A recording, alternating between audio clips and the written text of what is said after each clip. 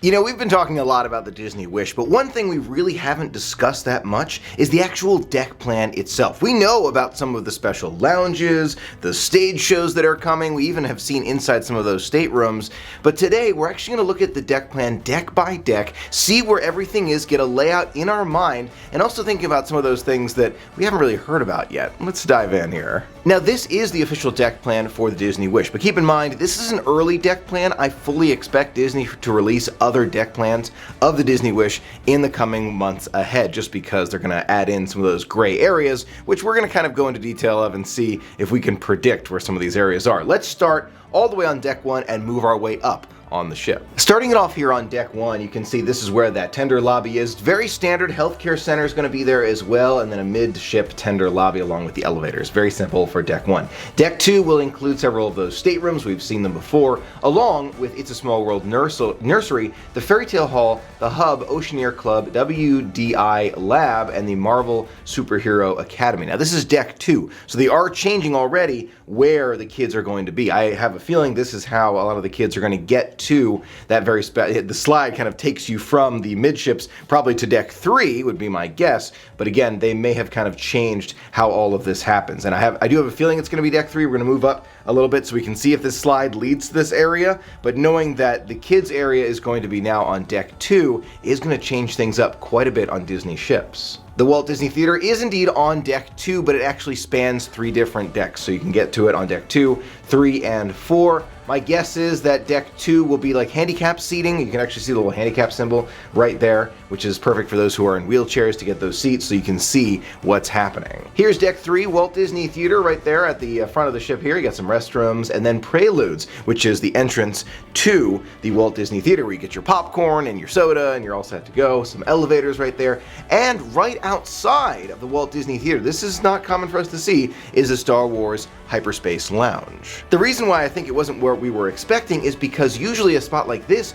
would be like on deck 7 or deck 10 maybe, where it's not really, you know, in everyone's main traffic area. Now that I see this Star Wars Hyperspace Lounge right here, right by Preludes in the Walt Disney Theater, I'm starting to think it's not going to be as private as many of us were thinking. It's actually going to end up being kind of like a main area bar where anyone can kind of walk up right from the Grand Hall and head on over to the Hyperspace Lounge. Now, we don't know from this image if it's going to be closed off, right? That's the question. Is it going to be like that lobby bar, or is it going to be one that's kind of hidden but in plain sight at the same time? My guess is it's going to be hidden. I hope it's kind of hidden, so it's kind of closed off, but at the same time, knowing how the cruise ships work, starting to think that it might just be kind of an open area bar. Hoping it's not, but we'll see. Definitely wasn't expecting the Hyperspace Lounge to be there. Not even close, but we'll keep looking. The restrooms are right there, right by the Grand Hall stage, and this is where we're going to see probably the welcome stage, where they're going to welcome us in as we make our way onto the ship. This kind of validates our original thought for being deck 3, and this is the Grand Hall, right? This is where guests will board the ship, hypothetically, meaning that that slide is from deck 3 and takes you down to deck 2. It does make sense. There's the Disney Oceaneer Club check-in. It's a perfect spot for it because, again, that's going to be where the slide is. Kids are going to slide down into the Oceaneer Club and have their whole area to themselves. It's a completely different way of cruising with kids than we've seen before. So, needless to say, it's going to take some getting used to, but we will. On deck 3, we have 1923, that Walt Disney area restaurant that I'm so looking forward to, kind of celebrating Walt and everything that we love about Disney. It's on both sides of the ship here, and then the elevator lobby in the center. Behind 1923, we imagine, is the kitchen area. That's all grayed out. I don't expect that gray to be filled in with anything because it's for the kitchen. Moving up to deck 4, we have the World of Marvel restaurant, which I can't wait. I honestly cannot wait for that restaurant. It's going to be amazing. It's an interactive experience. It's the quantum thing. We get Ultron. It's going to be so cool. And then as you make your way down the hall, more of those elevators. They have 4 elevators you can see right here. This is the aft elevators here, and then the restrooms, and then you have the upper area of the Grand Hall. This is also where guest services and port adventure desk will be. And it makes me wonder, guest services is no longer going to be in the entry area, right? So hypothetically speaking, decks 3, 4, and 5 will all have access to the Grand Hall. We've seen this before on all the Disney cruise ships, but the guest services desk will no longer be in that center of deck 3, right? That's kind of what we've been used to before, but now it's going to be on deck 4. A very interesting change. I'm looking forward to seeing it. Then we've got Luna and Luna Libations. It's going to be spectacular. Right outside, again, we are on, let's scroll up here, we're double checking deck 4. I want to just make sure we're 100% on that. And then on further up on the deck towards the front, towards the bow, we got to make sure we got all our ship terminology right there. The Neverland Cinema and Wonderland Cinema, 2 separate movie theaters right outside of the forward elevators. I keep saying bow. Forward elevators. We'll get the terms right eventually.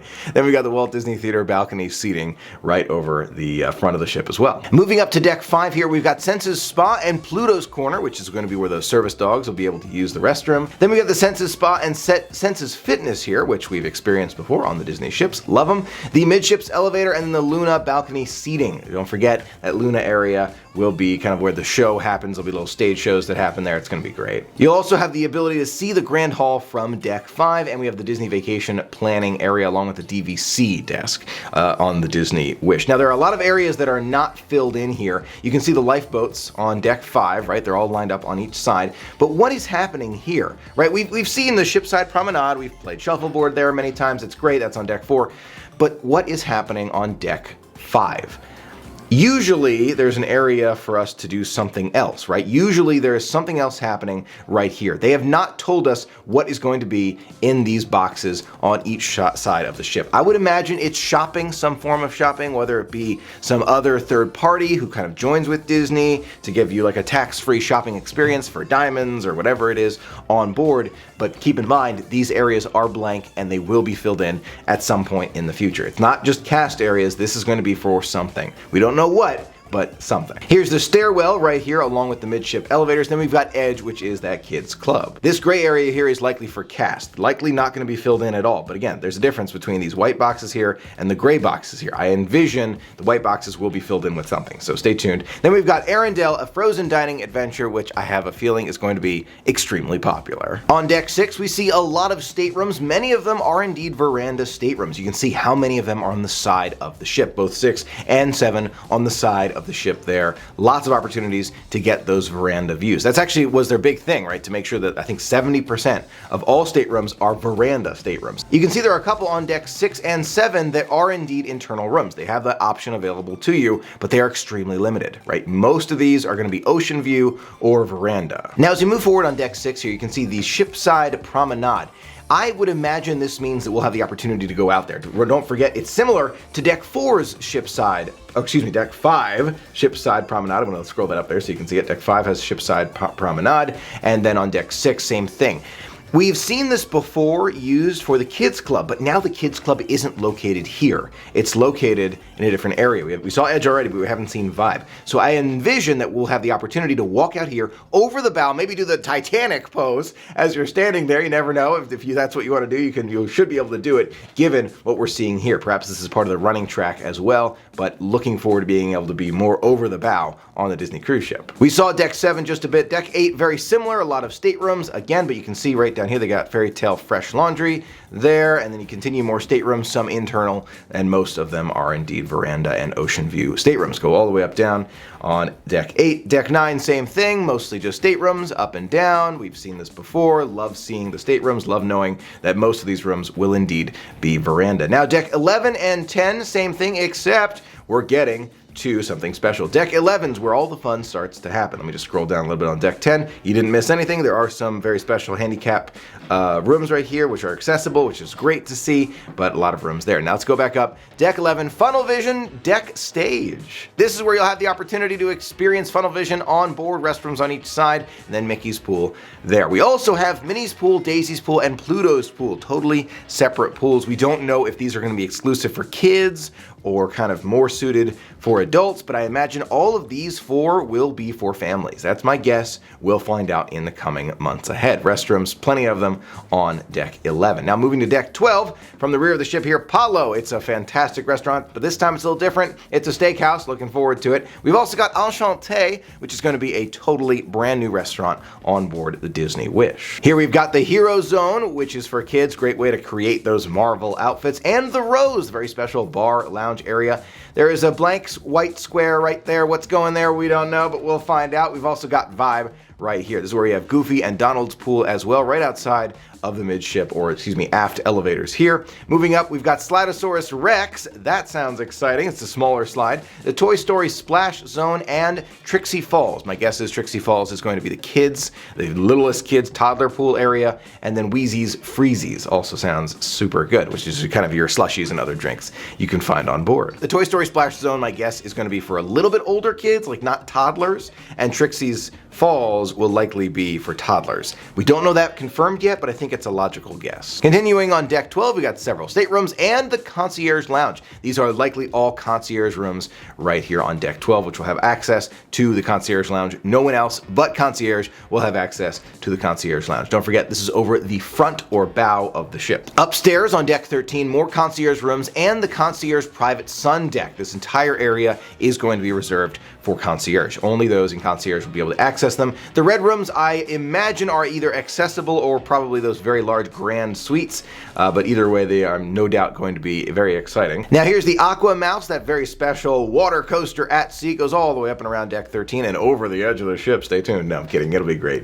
And then it ends right over here by the Quiet Cove Whirlpool. So again, we've got the adults only deck right here. This is where on deck 13, it's basically adults only for the rest of the deck here. Sun deck for adults only. The Whirlpool for adults. This is the only one I've seen. One circular whirlpool. My guess is there will be more than just one hot tub whirlpool for adults. We don't know that yet, and it's a little odd for me to just see the one, but perhaps it's so massive or split into several that they're just kind of keeping all that a secret for now. We've also got the Cove Cafe and Cove Bar, look delicious, and Quiet Cove Pool, right? So this is the actual pool. This is where guests, adults only, will be able to go into this pool and look out of the, again, rear or aft of the ship and see the wake that we leave behind. So again, very different than what we've seen on the other Disney cruise ships, where adults are usually kind of in the center, right? You know, one of the higher decks, but now we know it's deck 13 on the Disney Wish, closer to the top of the ship, and you're able to see out of the aft or rear